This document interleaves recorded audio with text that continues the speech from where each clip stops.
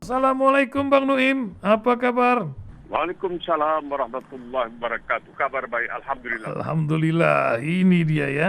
Indonesia ini luar biasa, tapi Australia nampaknya pun dengan 250 bertambah lagi, makin ramai saja ini kopat-kopit di sana Bang Nuim. Nah, bagaimana Bang Nuim nih, banyak nih kita punya warga Indonesia ini, hari ini PPKM level 4. Kalau ada apa ayam geprek kalau level 4 tuh paling pedas gitu.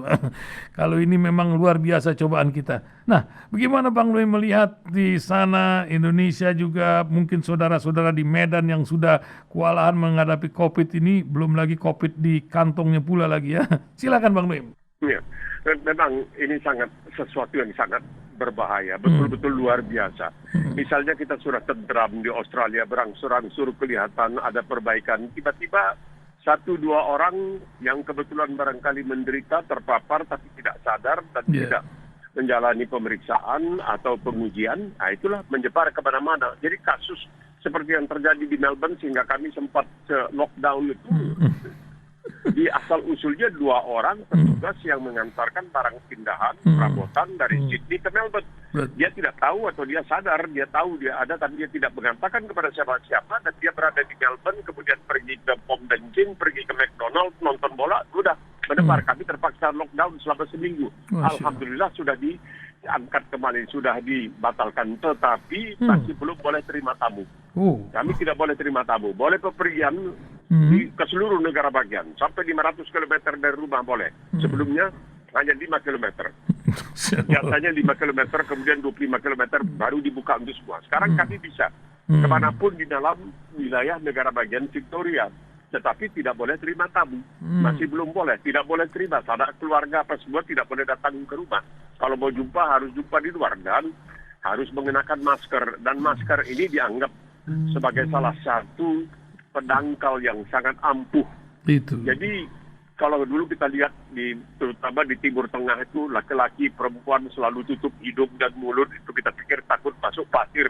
Dampaknya itu juga bisa mencegah masuknya kuman, ataupun masuknya virus. Jadi sekarang ini bagi mereka yang sudah terbiasa menggunakan masker, menggunakan hijab dan sebagainya, ya ini barangkali Hikmah. sesuatu yang tidak ada masalah bagi mereka karena mereka sudah begitu terbiasa. Nah, sekarang di Melbourne diwajibkan, apalagi di Sydney parah sekali. Seperti dikatakan tadi, sudah ratusan tiap hari yang Betul. terkena dan tidak bisa, masih belum bisa diatasi. Dan ini cepat sekali menyebar, nanti menyebar ke negara bagian Queensland. Padahal di sini cepat sekali mereka melakukan Tracing. lockdown dan berbeda barangkali dari negara-negara lain mungkin. Di sini lockdown itu pemerintah punya perhatian lah. Misalnya yang kehilangan waktu kerja, ada satu orang itu misalnya kehilangan kerja sampai 20 jam seminggu. Nah, itu pemerintah memberikan tunjangan. Rata-rata kira-kira sekarang ini $750 jadi berapa ya? Kira-kira 7,5 juta lah. Waduh. Satu minggu. Jadi satu Seminggu. bulan itu kira-kira 3 juta. 30 juta. Untuk orang-orang satu bulan, 15 juta, maaf. 15 Satu juta. bulan, 30 juta. 30 juta, betul. Untuk orang-orang yang kehilangan pekerjaan atau kehilangan waktu kerjanya berkurang, sedangkan dia dibayar secara jam-jaman. Jadi pemerintah mengulurkan bantuan lagi. Apa boleh buat? Itu pun pakai demo segala. Ada demo Bandung ya? Mengambil rakyatnya. Bagaimana? Ada demo juga di sana anti lockdown ini ya. Iya, ini berita yang tersebar juga membuat kita jadi agak kecewa karena ada yang ikut, katanya seorang Indonesia. anak dari seorang pemuda dari Indonesia. Apakah dia sudah menjadi warga negara Australia atau dia masih menjadi penduduk tetap? Wallahu a'lam, kita tidak tahu, dan dia ditangkap dan dia didenda. Tapi ini tidak orang masih tetap melakukan diam-diam, mereka kumpul 4-5 orang untuk minum bir, untuk nonton bola atau apa, kedapatan. Didenda sampai ribuan dolar. Entah bagaimana pikiran mereka. Karena mereka mengatakan ini penting bagi kesehatan jiwa kami. Karena kalau terkurung terus tidak ada sosialisasi dengan orang lain, itu kami merundung, kami merasa sangat kecewa, sangat sedih dan lain sebagainya. Dan ini berbahaya dan sebagainya. Ini tidak masuk di akal sama sekali. Kalau saya melihatnya sebagai seorang manusia biasa, ya udah kalau terkurung sekarang ini alhamdulillah baca, nulis, misalnya nonton sedikit olimpiade. Tapi bagi banyak orang tidak, mereka harus melakukan sosialisasi, mereka harus bergaul. Itu Jadi mereka berani mengambil resiko. risiko. Nah, termasuk kemudian mereka mengadakan demonstrasi. Mereka menentang, dipaksa, diwajibkan untuk mengenakan masker. Kenapa? Itu kemerdekaan kami, kita hak kami orang merdeka, tidak boleh dipaksa-paksa dan sebagainya.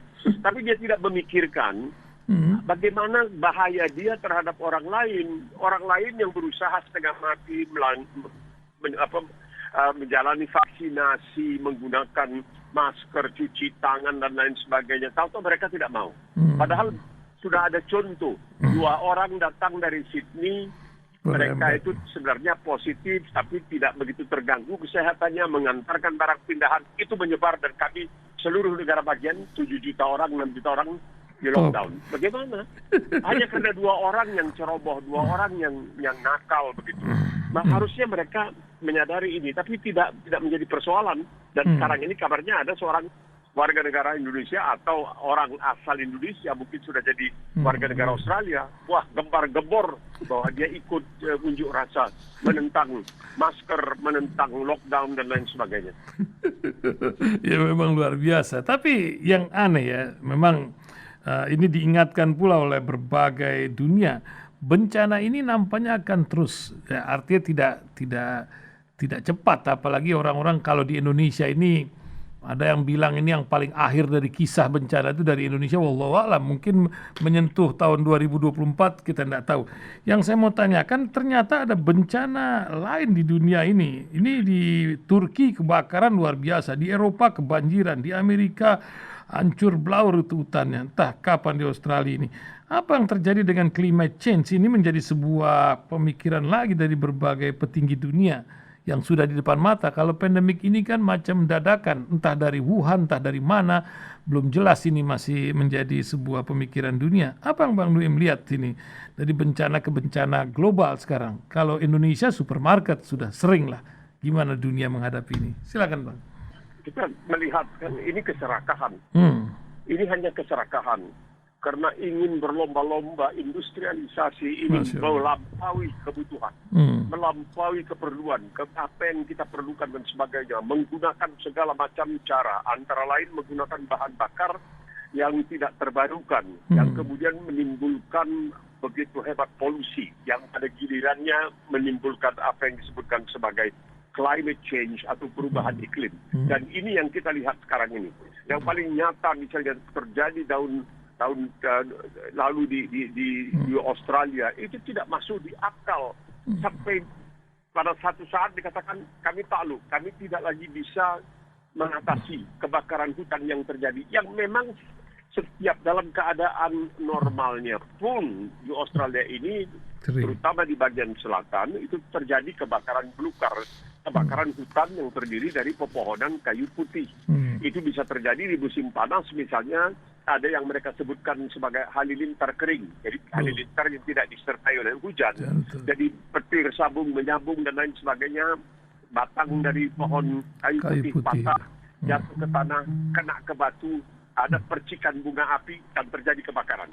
Ini diperlukan. Karena nanti begitu sudah hangus terbakar, hujan turun, kelihatan lagi tumbuh lagi, reboisasi secara alamiah. Itu memang terjadi. Tapi kan dahulu lain. Nah sekarang di dekat-dekat belukar itu sudah ada manusia, ada peternakan, ada lain sebagainya. Dan ketika ini terjadi, mengancam bukan saja harta benda, tetapi juga nyawa manusia. Dan sejak beberapa tahun belakangan ini, itu banyak dari anggota pasukan pemadam kebakaran di Australia ini, banyak anggota pemadam kebakaran itu, barisan pemadam kebakaran itu banyak sukarelawan sebenarnya. Jadi bukannya bekerja penuh, tapi yang sukarelawan.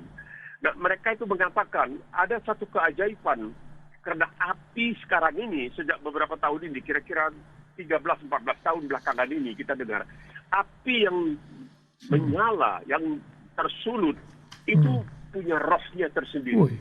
Ada seorang anggota barisan pemadam kebakaran mengatakan dia pernah melihat ketika itu api katanya sedang di atas pohon, di pucuk-pucuk pohon, terus menyebar dan dia mencoba lari, itu apinya turun katanya. Turun, seakan-akan turun ke tanah mengejar dia.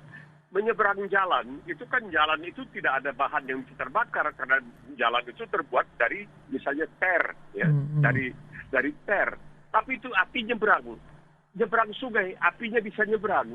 Wah. Ini yang tidak masuk di akal katanya, seakan-akan apinya itu punya rohnya tersendiri. Beda dengan api di zaman lalu. Maka didatangkan, kalau itu kan karena musim yang berbeda, di sini terjadi musim panas, sedangkan di belahan utara seperti di Kanada, di Eropa itu musim dingin. Jadi pinjam, mereka datang. Ini karena solidaritas, mengirimkan pesawat-pesawat untuk melakukan penyiraman api. Ada pesawat tahun lalu jatuh dari Kanada, orang-orangnya tewas. Jadi ini masalah yang sangat luar biasa. Ini apinya itu tidak masuk di akal. Tapi ada juga, ini lebih tidak masuk di akal lagi adalah orang-orang yang ikut dalam barisan pemadam kebakaran, itu kadang-kadang dengan sengaja melakukan penyurutan api.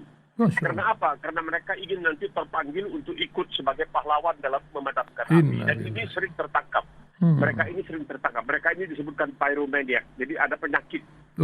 Penyakit orang-orang yang suka melihat api.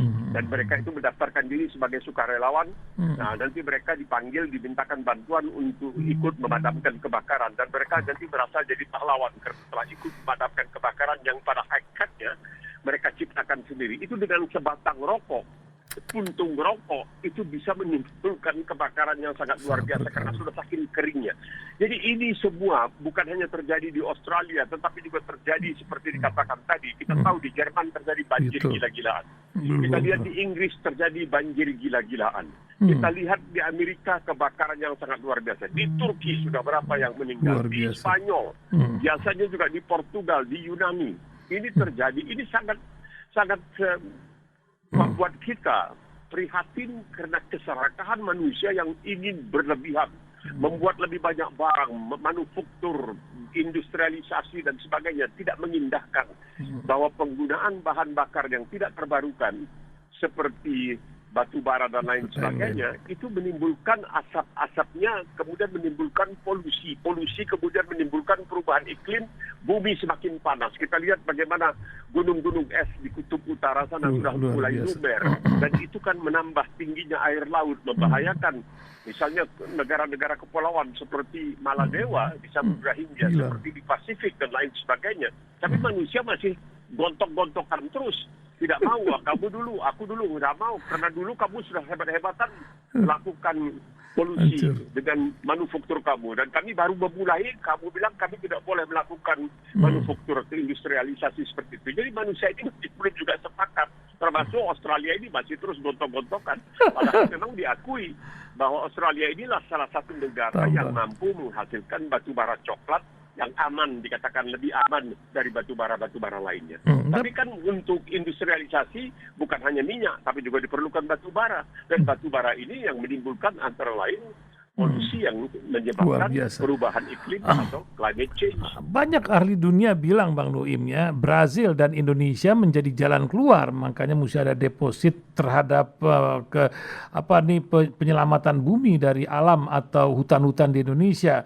Tapi nampaknya ini hanya bincang saja, tidak ada realisasi. Apakah benar demikian, Bang Nuim, fungsi hutan-hutan Indonesia ini? Bang Nuim lihatnya bagaimana, Bang Nuim?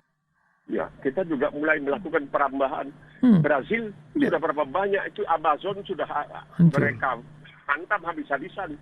Padahal dikatakan Amazon itu adalah paru-paru bumi. Amazon itu adalah paru-paru bumi karena pepohonan yang ada di hutan-hutan atau yang pernah ada di hutan-hutan Amazon itu menyerap segala karbon dioksida, segala nafas yang kita keluarkan yang beracun. Kemudian kita hirup kembali nafas yang bersih yang namanya oksigen. Nah, ini sekarang di Brazil sudah begitu banyak daerah perhutanan yang dirampas, yang digunduli habis, seperti juga yang terjadi dengan beberapa tempat di Indonesia sendiri. Lalu ditanami dengan misalnya ditanami dengan untuk minyak, misalnya kita katakan palm oil, ya. Orang mengatakan, tapi kan itu pohon juga, tapi beda fungsinya.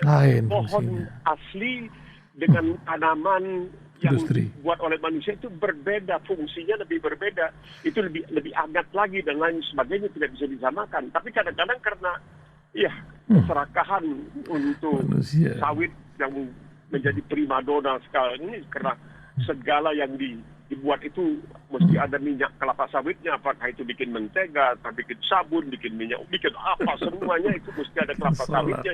Jadi kelapa sawit ini primadona, ya sudah dibabat saja hutan-hutan itu. Padahal setiap yang dijadikan itu, baiklah kita katakan alam itu ada tujuannya, ada fungsinya.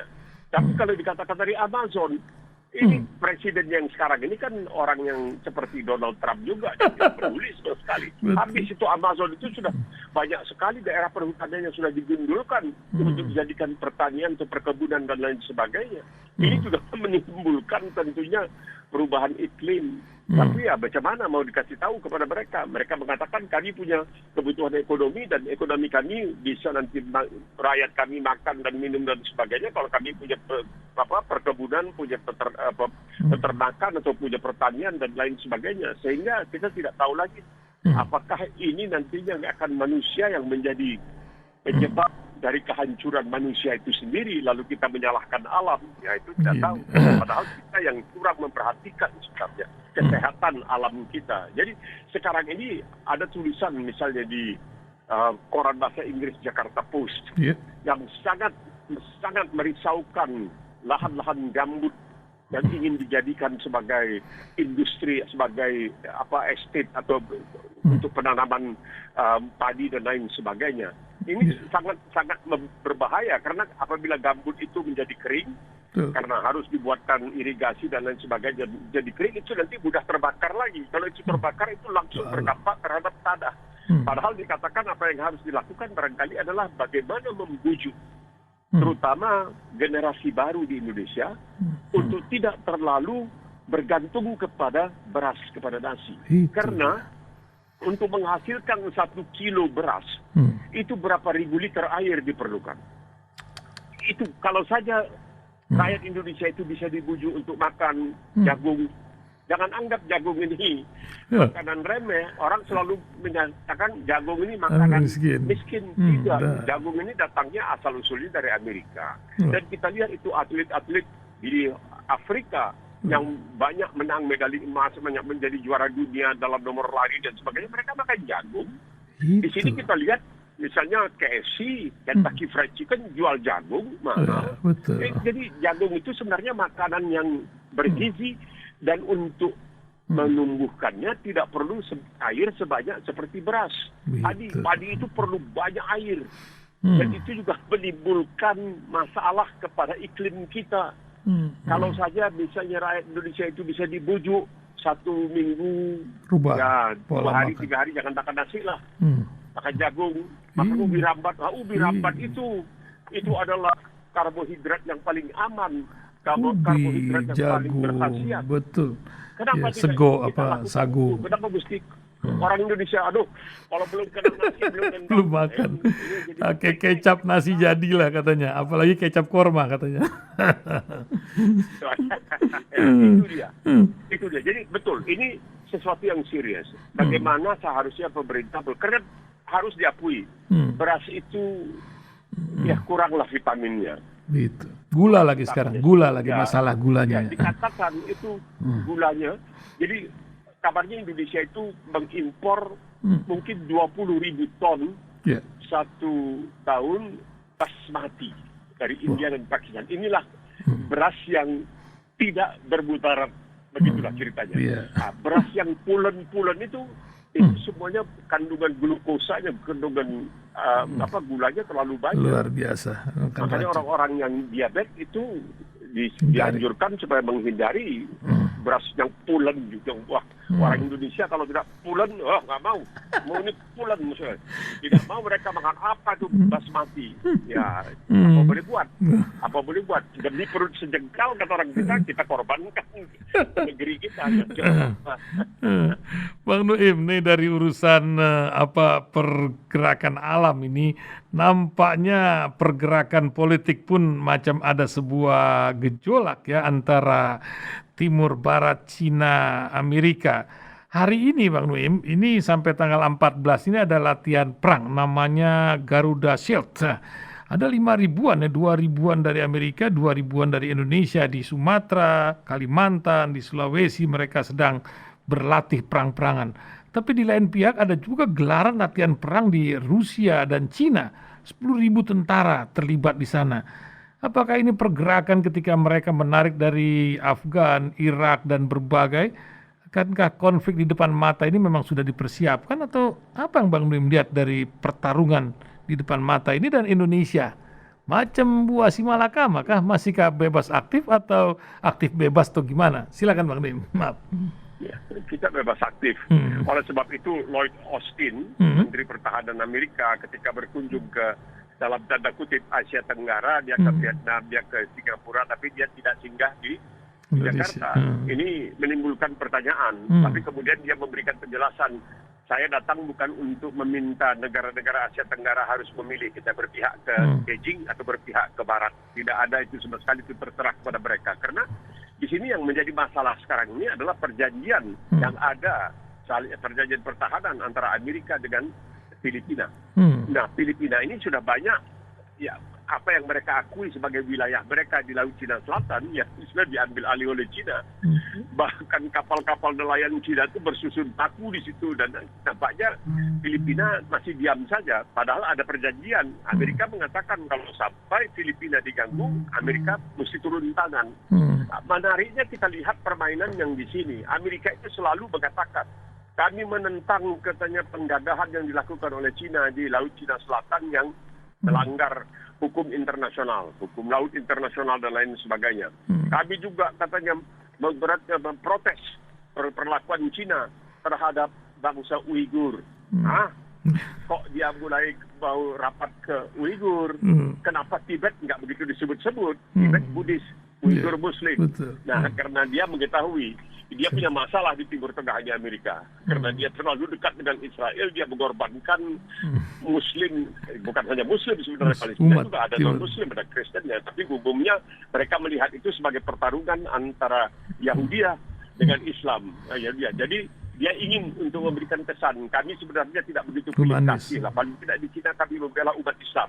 Tapi bagaimana di Palestina? Tunggu dulu. Palestina tunggu dulu. Israel ini punya keistimewaan, jadi tidak bisa dengan seenaknya saja. Jadi ada permainan semua di situ. Padahal Taiwan itu misalnya itu sudah diakui oleh orang seperti Richard Nixon waktu dia menjadi presiden Amerika dan berkunjung ke Cina. Dia mengatakan kami mengakui Taiwan itu milik dari Cina, bagian dari Cina. Tapi sekarang ini di negara-negara sekitar Cina, Laut Cina Selatan ini yang menjadi masalah. Dan nampaknya kenapa Amerika terus-terusan melakukan semacam provokasi lah. Inggris juga masuk. Inggris juga mengirimkan kapal Ratu Elizabeth II. Ngapain masuk ke situ? Inggris ini kan kamu punya masalah. Ada yang bilang, karena baru-baru ini kemarin dulu itu beredar video di televisi yang kelihatan payung Perdana Menteri Inggris itu nggak bisa tertutup, terbuka terus, tiup angin. Dan urus payung aja kok, masa katanya mau ke Laut Cina Selatan, urus payung aja ke Perdana Menteri kabur, kita nggak bisa, payung ke atas terus, tidak melindungi dia. Jadi ada hal-hal di sini permainan. Kenapa Amerika itu begitu getolnya terhadap Uighur? Ya Alhamdulillah, kita sebagai Muslim mengatakan Alhamdulillah Amerika paling tidak punya perhatian. Tetapi kenapa kalau sudah sampai ke Palestina, dia berbeda pendapat. Seakan-akan dia memberikan kesannya kepada umat manusia, Palestina itu adalah lawan setangguh Israel. Bahwa kekuatan Israel dan Palestina itu seimbang. Bahkan barangkali Palestina lebih kuat dari Israel. Jadi ini memberikan kesan-kesan yang salah supaya Israel bisa terus-menerus melakukan penggagahan, penggencetan, kezaliman terhadap Palestina. Jadi semua ini juga ada unsur-unsur politiknya. Kita melihat.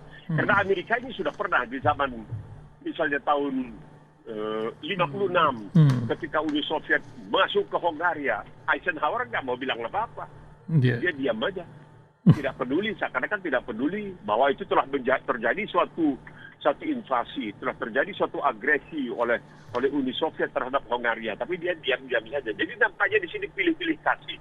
Nah, dengan Cina ini diteruskan apa yang telah dimulai oleh Donald Trump diteruskan oleh Biden, karena Biden juga agak ngeri kan kalau dia sekiranya kelihatan agak lemah dalam berhadapan dengan Cina. Tapi insya Allah nanti kalau kedua pemimpin Biden dan Xi Jinping jumpa, mungkin bisa dicari jalan tengah. Karena kalau terjadi sesuatu ini tidak menguntungkan siapapun.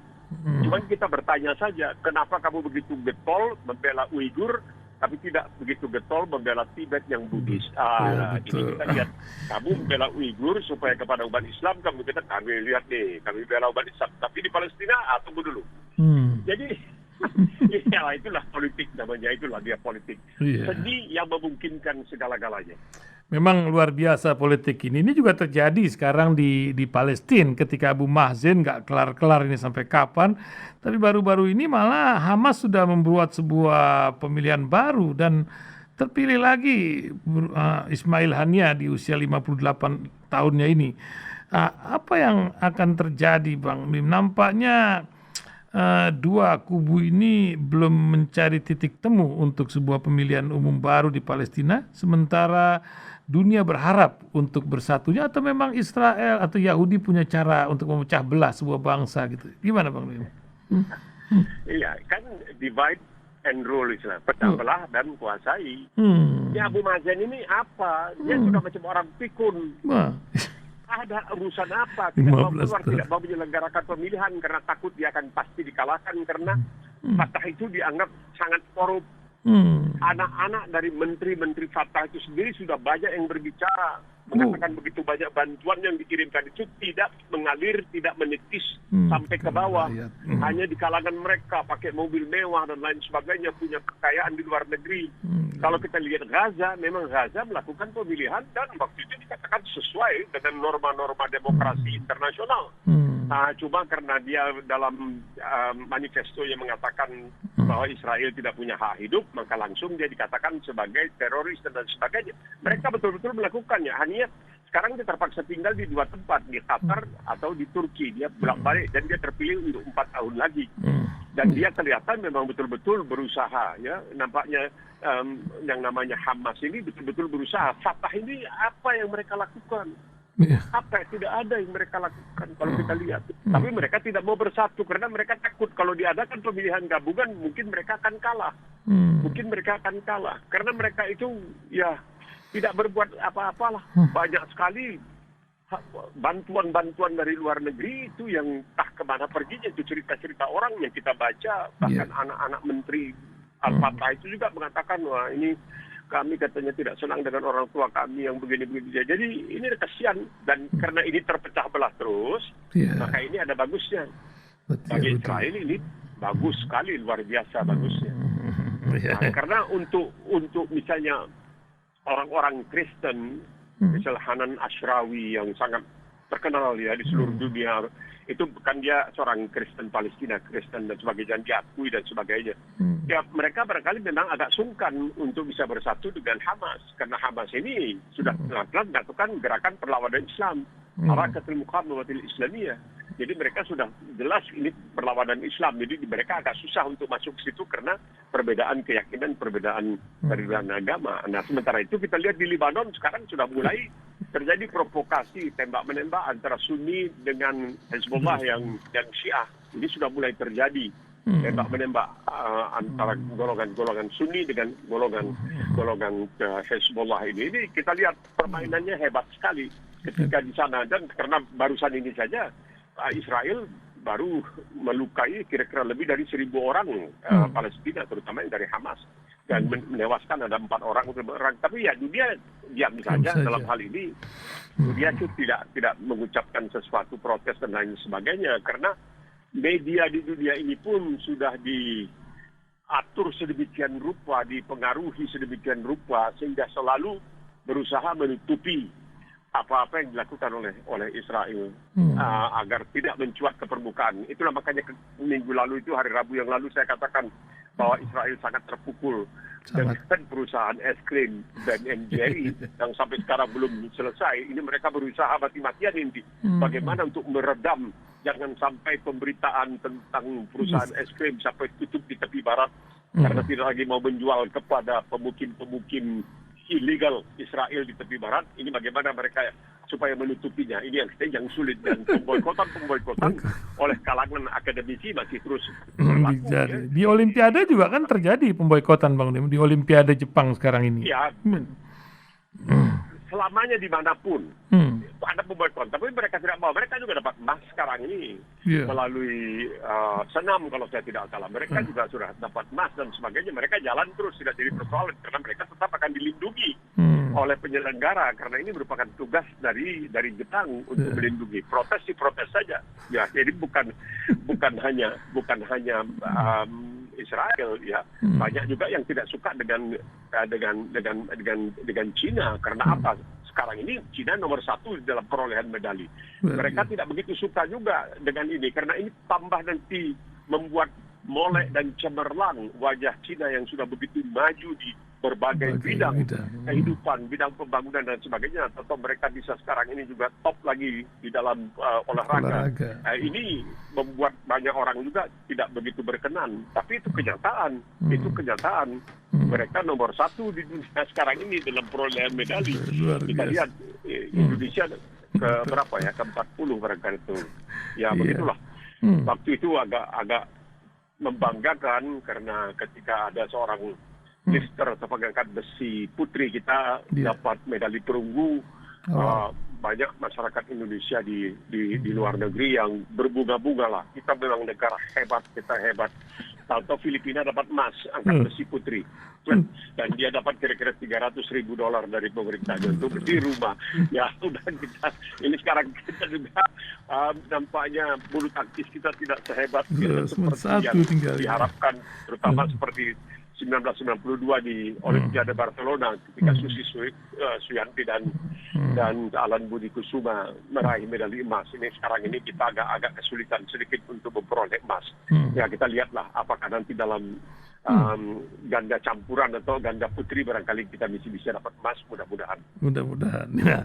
Terakhir Bang Noem, nasihat buat para pendengar ini yang masih ini di berbagai tempat, apalagi sekarang di berbagai daerah ya, di luar Jakarta. Kalau Jakarta lebih cenderung sudah mulai merunduk ini dia punya grafik, tapi di berbagai daerah oksigen dan permasalahan COVID ini masih menjadi masalah. Apa yang Bang Noem bisa nasihati buat pendengar Radio Silaturahim di berbagai tempat di muka bumi Indonesia ini? Silakan Bang Noem. Ini luar biasa ya. Ini sangat luar biasa. Betul-betul ini suatu cobaan. Jadi melihatnya bukan dari segi apa-apa, ini suatu cobaan. Cobaan tentang kesabaran kita. Cobaan tentang ketangguhan kita. Cobaan tentang tekad kita. Ini penting sekali. Penting sekali. Dan jangan mau kita dibujuk-bujuk, disesatkan, dikelirukan oleh orang-orang yang mengatakan ini semuanya rekayasa dan tidak benar. Insya Allah ini tidak benar. Ini bukan rekayasa. Ini bukan pertama kali terjadi. Ini bukan pertama kali terjadi. Ini sudah terjadi beberapa kali dalam sejarah umat manusia. Bahkan di zaman Rasulullah SAW pun ada tahun yang berkembang dan diberikan karena Islam ini seperti dikatakan oleh banyak ulama dalam ayat yang mengenai misalnya Inna anzalnahu fi lailatul qadar. Itu ayat Al-Qadar itu di situ ada ayat yang mengatakan dan setelah itu Allah menurunkan malaikat untuk segala urusan. Untuk segala urusan. Itu jadi ini bukan kalaupun ini konspirasi, ini masih harus dihadapi dan ini dihadapi dengan apa? Dengan perobatan. Karena ini bukan senjata. Kalau senjata kita pakai perisai. Kalau hujan kita pakai payung. Ini virus ini hanya bisa dilawan dengan vaksin. Dan vaksin-vaksinnya sudah ada. Oke lah, sekarang ini ada yang mengatakan bahwa vaksin Sinovac yang dari Cina itu bukan saja dalam tanda kutip kurang mempan, bukan tidak mempan, kurang mempan, tapi harganya juga lebih mahal. Kenapa katanya tidak kita melirik AstraZeneca? Karena AstraZeneca ini dikembangkan paling tidak oleh 2 orang ilmuwan atau ilmuwan dari Indonesia. 2 orang ilmuwan Indonesia ikut terlibat di situ, ikut berjasa dalam hal itu. Dan harganya lebih murah dan sebagainya. Jangan menghindari, karena penyakit ini hanya bisa diatasi apabila telah terjadi kekebalan manusia secara keseluruhan. Apabila semua manusia atau sebagian terbesar manusia telah menjalani vaksinasi. Ya kalau di Australia, apa boleh buat kita semuanya mendapatkan cuma-cuma. Tidak bayar 1 sen pun, tidak menunggu lama, tidak bikin janji dengan apotek di dekat rumah atau dengan klinik dekat rumah, datang, isi formulir, suntik, pulang. Selesai, nggak ada masalah. Jadi, jangan sampai terbawa random. Jangan sampai dikibuli. Jangan sampai disesatkan oleh mereka yang mengatakan ini tidak perlu. Pakailah masker. Cucilah tangan. Jagalah jarak. Biarpun di dalam masjid. Jaga jarak. Karena Islam ini sangat menghargai nyawa manusia. Sangat menghargai. Tidak ada yang lebih berguna ya seorang manusia itu daripada seseorang yang begitu banyak kegunaannya bagi orang lain. Jadi kalau ada seorang ahli mengatakan jaga jarak, saya tahu tentang soal ini, vaksinasi, serahkan urusan kepada ahlinya. Kalau tidak, tunggulah kehancuran. Satu, kemudian jangan celakakan diri kamu dan jangan mencelakakan orang lain. Ini yang dikatakan oleh Rasulullah. Kalau percaya kepada Islam, maka ingat Rasulullah SAW mengatakan segala penyakit ada obatnya. Vaksin itu obat. Kecuali tua dan mati. Ya sudah, kita berusaha. Kalau memang meninggal juga, itu memang ajal sampai. Kalau langit mau runtuh, tidak bisa kita tahan dengan telunjuk. Jadi mohon para pendengar hasil, kalau ada kesempatan untuk vaksinasi, silakan. Jangan lagi sia-siakan waktu. Jangan pikir 2-3 kali. Percayalah kepada para ahli. Serahkan urusan kepada ahlinya, kalau tidak, tunggulah kehancuran. Kira-kira begitu hadis yang dikatakan oleh Rasulullah SAW. Jadi berulang kali. Tidak bisa kalau sekiranya seorang laki-laki janggutnya terbakar, dia berdoa kepada Tuhan supaya hujan diturunkan. Enggak. Dia mesti cari air untuk memadamkan api yang membakar janggutnya. Nah, setelah itu dia tawakal. Tapi itulah arbutha wa tawakal. Jadi ikat unta kamu dahulu, baru kamu tawakal. Vaksinasi dahulu, baru tawakal. Itu usaha ikhtiar dengan tawakal itu ada macam gilirannya. Ikhtiar dulu dan habis itu tawakal. Tapi harus berusaha. Kalau tidak, sia-sia hadis yang mengatakan dan dikutip oleh Presiden Amerika Joe Biden, apabila kamu melihat kesalahan, perbaiki dengan tangan. Kalau tidak bisa dengan lidah, kalau tidak bisa dalam hati. Tapi jangan dibiarkan begitu saja. Nah, ini yang paling penting. Serahkan urusan kepada ahlinya, kalau tidak, tanggunglah kehancuran. Masya Allah. Terima kasih Bang Noim. Mudah-mudahan Allah selalu memberikan kesehatan, keberkahan Bang Noim dan bermanfaat untuk orang banyak. Sampai bertemu Senin mendatang Bang Noim ya di pagi hari ini. Cuma 35 menit pas. Assalamualaikum Bang Noim Hayat. Waalaikumsalam warahmatullahi wabarakatuh.